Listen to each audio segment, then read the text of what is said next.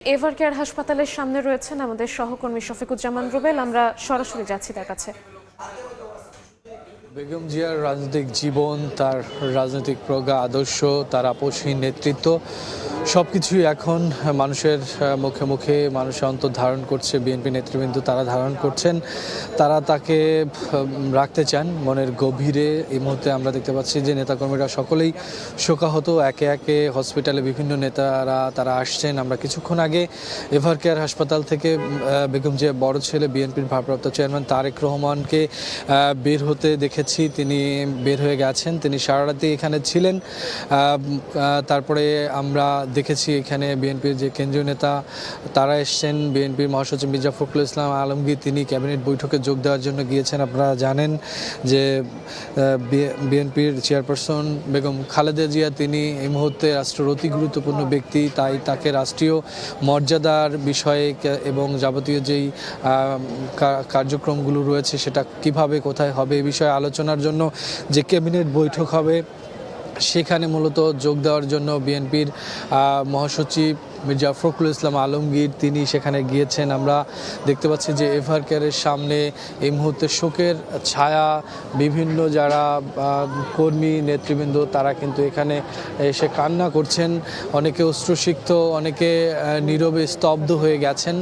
সকলে মূলত তার যেই শূন্যতা, এই শূন্যতাকে মেনে নিতে পারছেন। আপনারা জানেন যে মির্জা ফখরুল ইসলাম আলমগীরও বলছিলেন যে বেগম জিয়ার যে শূন্যতা, এই শূন্যতা আসলে অপূরণীয়, এটা কখনোই পূরণ হওয়ার নয়।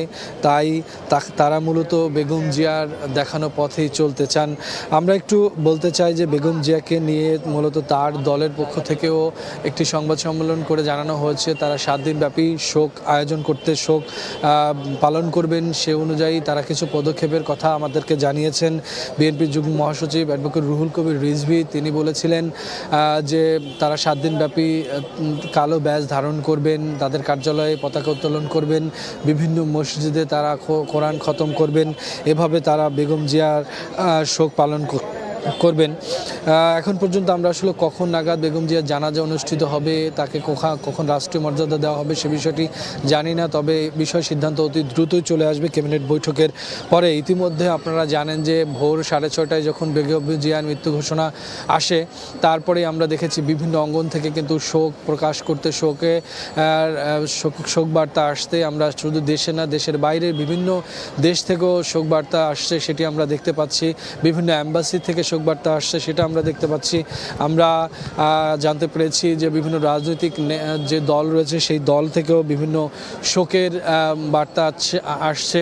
কেননা বেগম জিয়া কিন্তু তিনি আসলে বিএনপির সভানেত্রী হলেও, বিএনপির চেয়ারপারসন হলেও কিন্তু তিনি এই মুহূর্তে এই রাজনীতি অঙ্গনে একটি অন্যরকম স্থানে পৌঁছে গিয়েছিলেন। বলা যায় যে দলমতের ঊর্ধ্বে সকলেই আসলে বেগম জিয়াকে ধারণ করতেন। কেননা বেগম জিয়ার যে প্রজ্ঞা ছিল, আদর্শ ছিল, সেটি ছিল আপোষহীনতার। তিনি বিভিন্ন সময় বিভিন্ন অসঙ্গতির বিরুদ্ধে কথা বলতেন। তিনি ছিলেন অকুত ভয়, তিনি কারোর সাথে কোনো বিষয়ে আপোষ যেমন করেননি, তাকে কোনো নির্যাতন দিয়ে আসলে থামানোও যায়নি।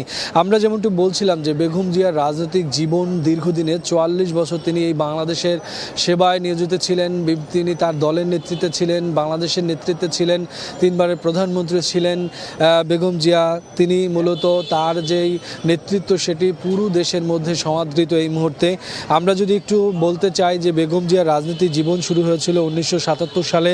তার স্বামী আপনারা জানেন যে শহীদ প্রেসিডেন্ট এবং বিএনপির প্রতিষ্ঠাতা জিয়াউর রহমানের পরলোক গমনের পর মূলত বেগম জিয়ার রাজনীতি অঙ্গনে পদার্পণ, এবং বেগম জিয়াউর রহমানের স্ত্রী থাকা অবস্থায় তিনি ফার্স্ট লেডি হিসেবেও পরিচিত ছিলেন। এবং 1981 সালে যখন জিয়াউর রহমানকে বিপদগামী গোষ্ঠী হত্যা করেন, তখনই মূলত বেগম জিয়ার উপরে কিন্তু এই রাজনৈতিক দায়িত্ব সেটি চলে আসে। সম্পূর্ণ বিএনপি দায়িত্বভার তিনি তখন থেকেই পালন করছিলেন। 2018 সাল পর্যন্ত আমরা দেখেছি যে বিএনপির পুরোপুরি দায়িত্ব এবং পরিচালনা, সাংগঠনিক তৎপরতার রাজনৈতিক সভা সমাবেশ আন্দোলন সংগ্রাম সকল নির্দেশনা কিন্তু বেগম জিয়ার পক্ষ থেকেই হয়েছিল। এবং তিনি যখন 2018 সালে গুরুতর অসুস্থ হয়ে যান তখনই মূলত তার নির্বাসিত ছেলে বড় ছেলে তারেক রহমান তার উপরেই মূলত ভাইস চেয়ারম্যানের ভারপ্রাপ্ত চেয়ারম্যানের দায়িত্ব পড়ে এবং তিনি মূলত তারপরে এই দলের যেই শীর্ষ পর্যায়ের নেতৃত্ব সেটি দিতে শুরু করেন।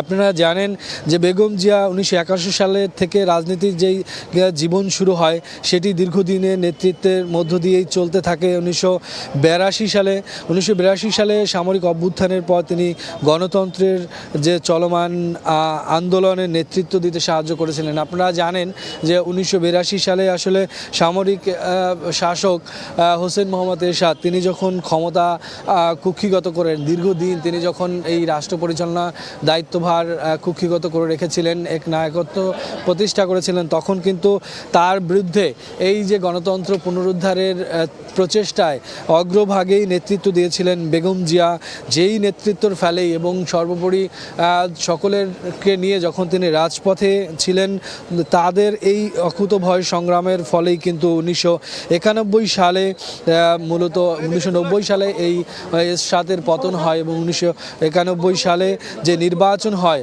গণতান্ত্রিক নির্বাচন, যে নির্বাচনে মূলত বিএনপি জয়লাভ করেন এবং সেবার তিনি প্রথমবারের মতো বাংলাদেশের প্রধানমন্ত্রী হিসেবে নির্বাচিত হন।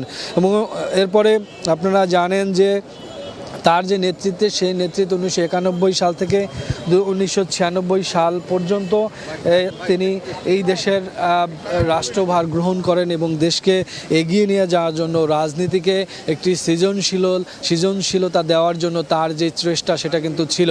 আমরা দেখেছি তিনি তার জায়গা থেকে এদেশের যেই বাংলাদেশের যেই অধিকারগুলো ছিল সেই অধিকার আদায়ের জন্য তিনি কথা বলেছেন